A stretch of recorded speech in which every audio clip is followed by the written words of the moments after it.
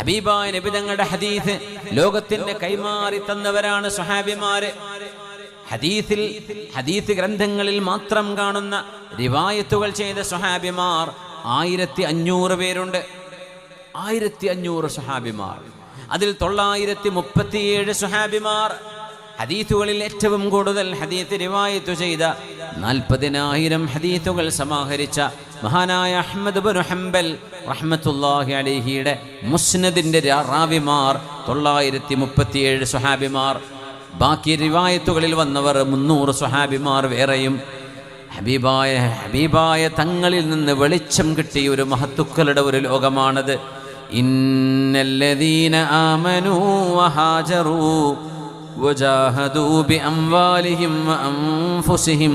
വഅൻഫുസിഹിം ഫീ സബീലില്ലാഹ് വല്ലദീന